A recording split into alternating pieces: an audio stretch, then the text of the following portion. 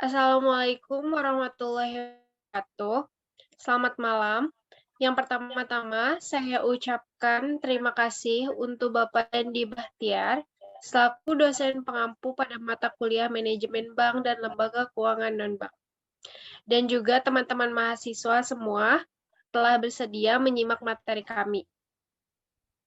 Topik yang akan kita bahas hari ini sesuai dengan tugas yang diberikan oleh dosen kita, yaitu mengenai manajemen bank dan lembaga keuangan non-bank.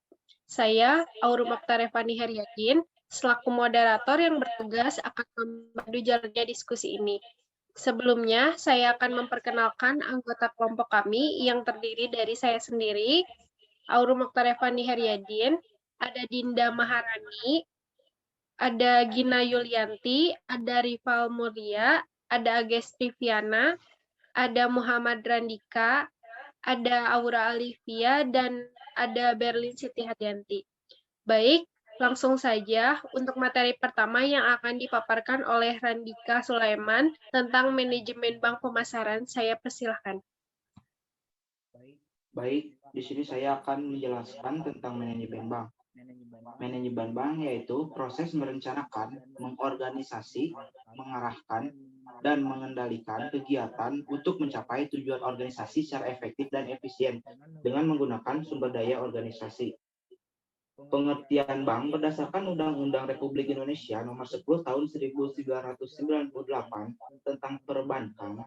Bank adalah badan usaha yang menghimpun dana dari masyarakat dalam bentuk simpanan dan menyalurkannya kepada masyarakat dalam bentuk kredit dana atau bentuk-bentuk lainnya dalam rangka meningkatkan taraf hidup rakyat banyak. Di sini ada fungsi manajemen bank. Yang pertama yaitu membuat gagasan usaha terhitung, memutuskan sasaran atau target usaha yang ingin diraih. Yang kedua yaitu membuat susunan organisasi berdasarkan sektor usaha atau layanan atau volume usaha. Yang ketiga yaitu menggerakkan atau memberdayakan seluruh sumber daya bank, khususnya sumber daya manusia dan dana yang diatur. Yang keempat yaitu melakukan pemantauan pada rutinitas usaha bank. Kemudian di sini ada bentuk kegiatan manajemen perbankan. Yang pertama yaitu perencanaan atau planning, berarti kegiatan menetapkan tujuan organisasi dan memilih cara yang terbaik untuk mencapai tujuan. Yang kedua yaitu pengorganisasian atau organizing dan staffing. Diartikan sebagai kegiatan mengkoordinasikan sumber daya, tugas, dan otoritas di antara anggota organisasi agar tujuan dapat dicapai dengan efisien dan efektif. Yang ketiga yaitu pengarahan atau leading. Berarti membuat bagaimana orang-orang tersebut bekerja untuk mencapai tujuan organisasi. Manajer perlu mengarahkan orang-orang tersebut dengan meliputi kegiatan memberi pengarahan atau directing, mempengaruhi orang lain atau influencing, dan memotivasi orang tersebut untuk bekerja atau motivating. Yang keempat yaitu pengendalian atau controlling. Pengendalian ini bertujuan melihat apakah kegiatan organisasi sesuai dengan rencana. Manajer harus selalu memonitor kemajuan organisasi tersebut. Terima kasih. Baik, terima kasih kepada Randika. Selanjutnya ada manajemen bank pemasaran yang akan dipaparkan oleh Dinda. Baik, di sini ada manajemen pemasaran bank, suatu proses perencanaan, pelaksanaan, dan pengendalian dari kegiatan himpunan dana, menyalurkan dana, dan jasa-jasa keuangan lainnya dalam rangka memenuhi kebutuhan, keinginan, dan kepuasan nasabah. Dari pengertian tersebut dapat diuraikan bahwa manajemen pemasaran bank merupakan usaha untuk memenuhi kebutuhan dan keinginan para nasabahnya terhadap produk dan jasa perbankan, baik produk simpanan, giro, tabungan, dan deposito, pinjaman, kredit, dan jasa-jasa bank lainnya. Di sini juga ada tujuan pemasaran bank. Yang pertama, memaksimumkan konsumsi, yaitu memudahkan konsumsi sehingga dapat menarik nasabah untuk memenuhi produk yang ditawarkan bank secara berulang. Yang kedua, di sini ada memaksimumkan kepuasan pelanggan melalui berbagai pelayanan yang dibutuhkan nasabahnya. Yang ketiga, memaksimumkan pilihan, yaitu bank menyediakan berbagai jenis produk bank sehingga nasabah memiliki beragam pilihan. Yang terakhir, memaksimumkan mutu hidup dengan memberikan berbagai kemudahan terhadap nasabah serta menciptakan iklim yang efisien. Next.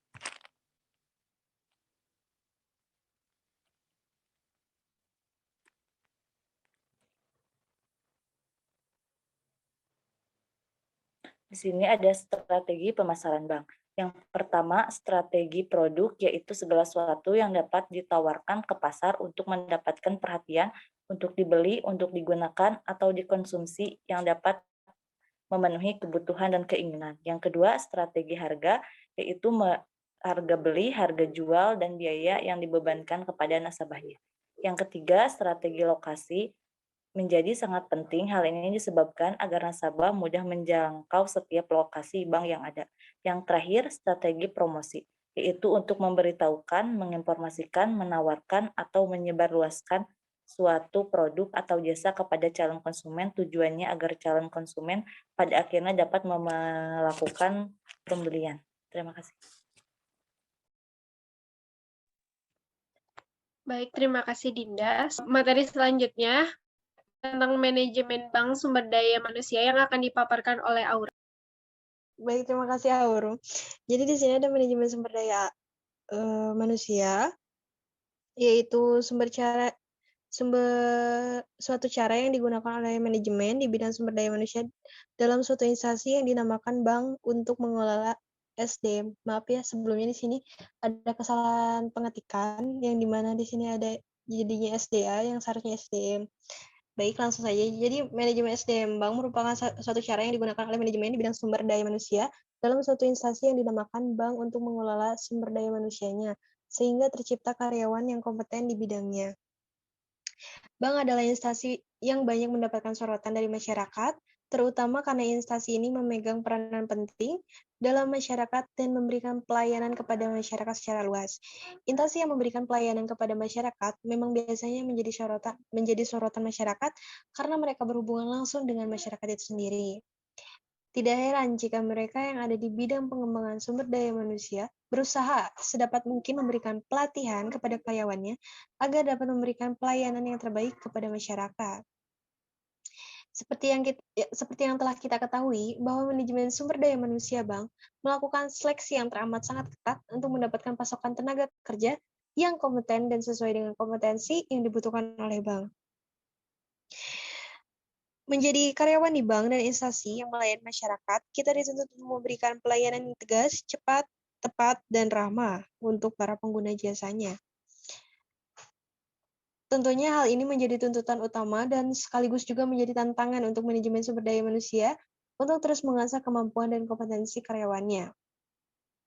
Manajemen sumber daya manusia harus menyadari bahwa karyawan merupakan suatu aset yang dimiliki oleh organisasi demi mewujudkan dan mencapai tujuan organisasi.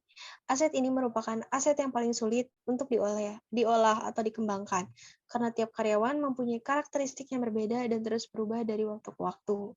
Sumber daya manusia merupakan aset yang paling dapat diandalkan untuk mencapai suatu tujuan organisasi. Keberhasilan suatu instansi pelayanan terletak pada kepuasan konsumen.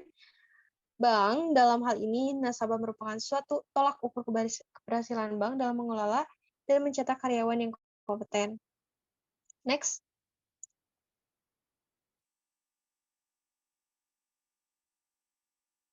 Nah, di sini ada beberapa alasan mengapa pengembangan sumber daya manusia harus diperhatikan oleh manajemen sumber daya manusia bank. Yang pertama ada kontribusi.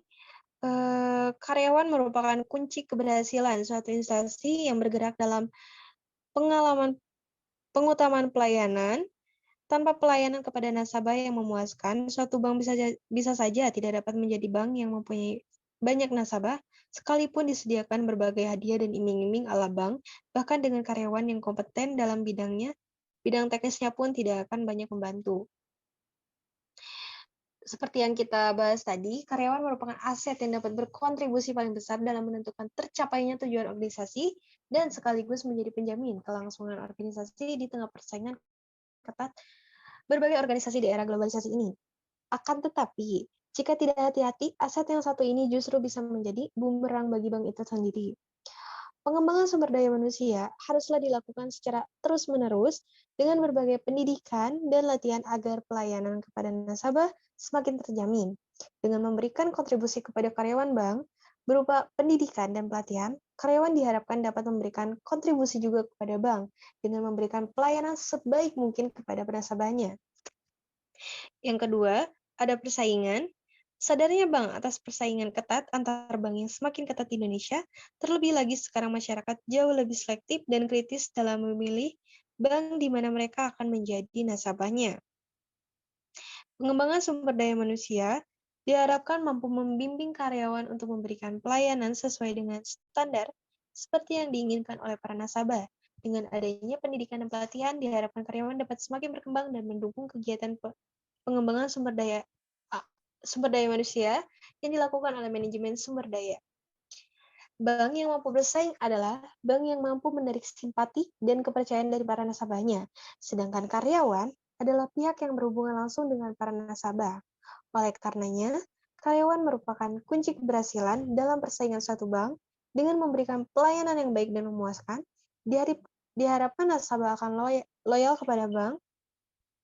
Dengan di samping itu, pemberian insentif dan detensi kepada karyawan juga akan menjadi pemicu bagi karyawan untuk meningkatkan kinerja mereka. Di satu sisi, mereka juga terpacu dengan hadiah yang diberikan sekaligus takut jika ada penurunan kinerja karena adanya detensi oleh manajemen sumber daya bank. Sekian pemaparan materi dari saya. Selanjutnya akan saya kembalikan lagi kepada moderator. Terima kasih. Baik, terima kasih kepada Aura. Materi selanjutnya tentang manajemen operasional yang akan dipaparkan oleh saya sendiri. Manajemen operasional merupakan suatu proses ataupun kegiatan membuat produk dengan cara mentransformasikan input menjadi output. Yang dimana menurut Herjanto 2008, manajemen operasional adalah suatu proses yang berkesinambungan dan efektif dalam menggunakan fungsi-fungsi manajemen untuk mengintegrasi berbagai sumber daya secara efisien dalam rangka mencapai tujuan. Selanjutnya, ada fungsi manajemen operasional. Yang pertama ada perencanaan yang meliputi seluruh kegiatan mulai dari penentuan jenis barang atau jasa yang akan dibuat, perencanaan penggandaan dan penanganan sumber daya yang akan diolah, penentuan jumlah dan jenis serta penataan letak dan mesin-mesin, dan juga peralatan yang akan digunakan, penentuan ciri-ciri dan sifat-sifat yang harus dimiliki oleh barang atau jasa yang bersangkutan sudah harus siap untuk dipasarkan. Yang kedua ada pengorganisasian, yaitu yang meliputi seluruh kegiatan penentuan, jumlah dan jenis sumber daya manusia yang dibutuhkan untuk melaksanakan setiap kegiatan, termasuk keahlian terendah yang harus dimiliki oleh setiap orang yang akan ditugaskan untuk menangani satu jenis kegiatan tertentu. Yang ketiga ada penelaahan, yaitu seluruh kegiatan yang meliputi untuk mendapatkan keterangan tentang setiap kegiatan yang dilaksanakan di dalam kegiatan operasi dan produksi. Yang keempat, ada pengawasan, yang dimana meliputi seluruh kegiatan yang dimaksudkan untuk mengarahkan dan menjamin agar berbagai kegiatan yang sudah dan sedang dilakukan itu sesuai dengan apa yang telah direncanakan.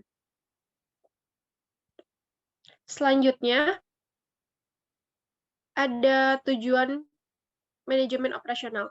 Yang pertama ada efisiensi, yang dimana untuk meningkatkan efisiensi dalam perusahaan yaitu dengan memaksimalkan output barang dan jasa dengan input sumber daya minimal.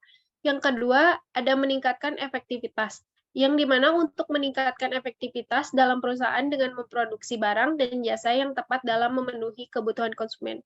Yang ketiga ada mengurangi biaya, yang dimana untuk mengurangi biaya dalam kegiatan perusahaan yaitu dengan meminimalkan biaya produksi, barang dan jasa yang akan dibuat. Yang keempat, ada meningkatkan kualitas, yang dimana untuk meningkatkan kualitas dalam perusahaan dapat memastikan bahwa barang dan jasa yang dihasilkan sesuai dengan standar dan kualitas yang ditentukannya. Yang kelima, ada mengurangi waktu proses produksi, yang dimana untuk meminimalkan waktu yang terbuang sia-sia pada proses produksi ini, mengontrol waktu dan memanfaatkan semaksimal mungkin waktu yang digunakan ke dalam aktivitas lain. Materi selanjutnya tentang manajemen lembaga keuangan non-bank yang akan dipaparkan oleh Gina. Baik, di sini saya akan menjelaskan sedikit tentang lembaga keuangan non-bank. Lembaga keuangan non-bank adalah semua badan yang melakukan kegiatan di bidang keuangan yang secara langsung atau tidak langsung menghimpun dana, terutama dengan jalan mengeluarkan kertas berharga dan menyalurkan dalam masyarakat, terutama guna membiayai investasi perusahaan. Lembaga keuangan ini tidak menghimpun dana dalam bentuk giro, tabungan, maupun deposito. Lalu terdapat beberapa lembaga bank, diantaranya ada pasar modal atau sering kita sebut dengan bursa efek.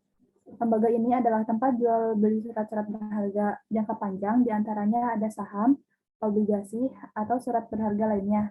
Adapun fungsi dari pasar modal itu sendiri yang pertama, untuk penambahan modal bagi usaha, pemerataan pendapatan, peningkatan sarana produksi, penciptaan tenaga kerja, sebagai sarana peningkatan pendapatan negara, dan juga indikator perekonomian negara itu sendiri. Yang kedua ada asuransi. Perusahaan asuransi ini menyediakan beberapa polis asuransi untuk melindungi semua nasabahnya dari berbagai macam risiko kerugian dengan cara membayar premi secara teratur. Alasan seorang mengikuti asuransi adalah sebagai bekal atau tabungan di masa depan, seperti mengikuti asuransi pendidikan maupun asuransi sosial. Yang ketiga ada dana pensiun. Dana ini disediakan oleh pemerintah atau sebuah perusahaan untuk karyawan atau pegawainya yang telah mencapai usia tertentu sebagai jaminan hari tua.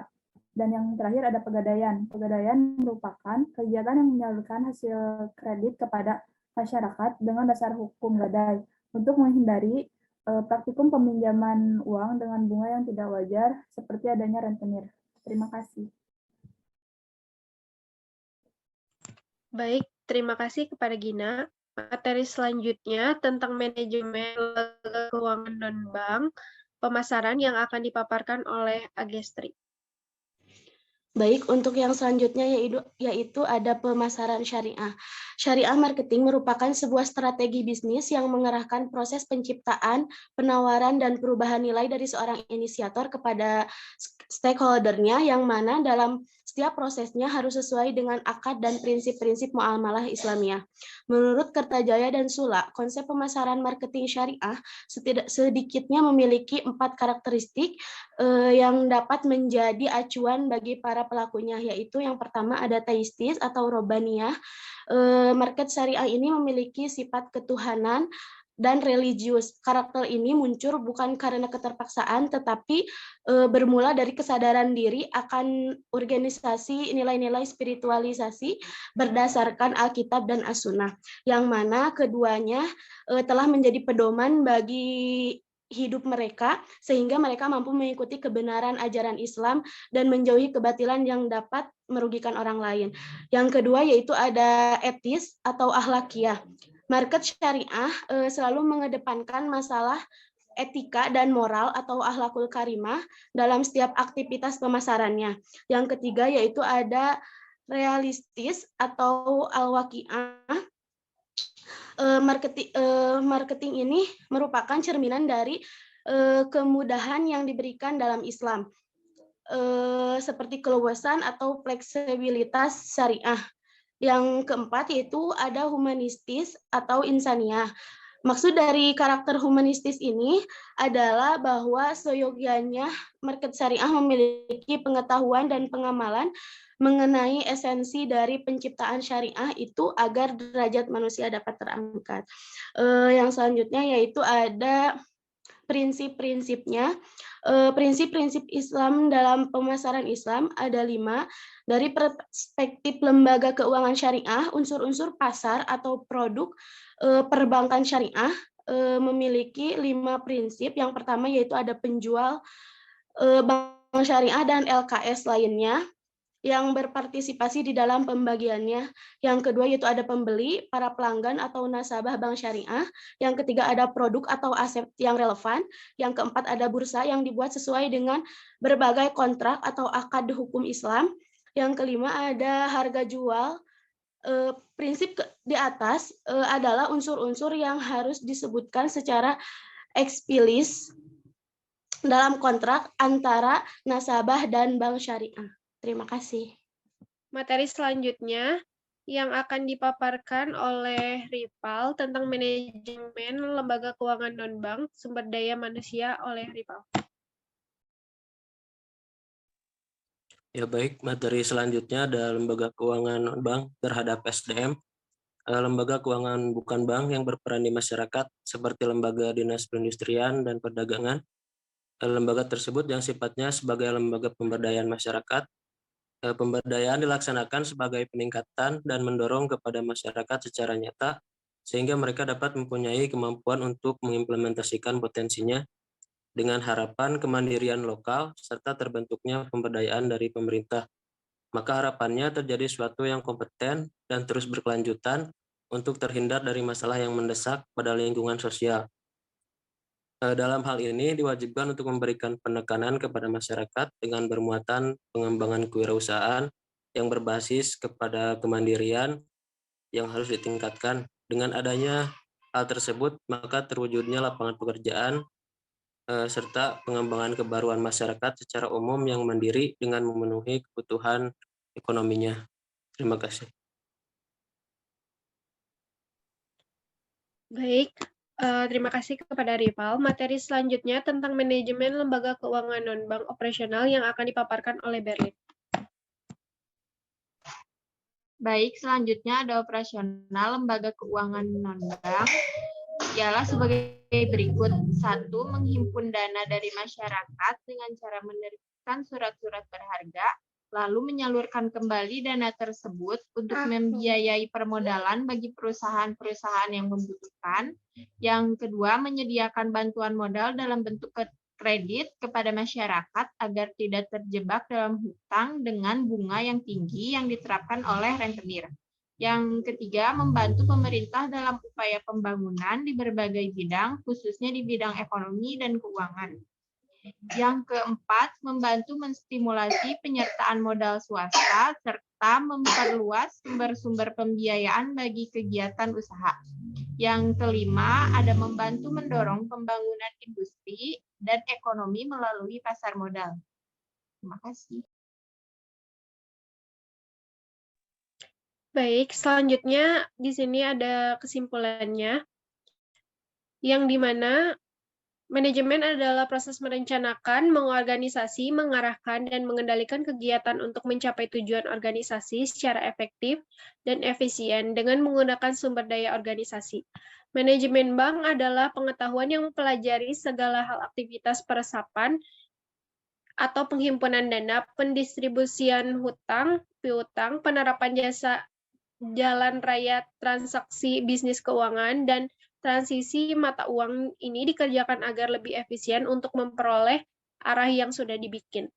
Lembaga keuangan non-bank adalah semua badan yang melakukan kegiatan di bidang keuangan yang secara langsung atau tidak langsung menghimpun dana, terutama dengan jalan mengeluarkan kertas berharga dan menyalurkan dalam masyarakat, terutama guna membiayai investasi perusahaan. Beberapa lembaga tersebut adalah asuransi, leasing, dana pensiun, modal ventura, anjak piutang, dan pasar modal. Sekian pemaparan materi yang telah kami sampaikan. Untuk sesi tanya-jawab, kami persilahkan untuk mencantumkan di kolom komentar yang tersedia. Saya Aur Mokhtar Evandi Haryadin sebagai moderator pamit undur diri. Terima kasih dan mohon maaf apabila ada kesalahan. Wassalamualaikum warahmatullahi wabarakatuh.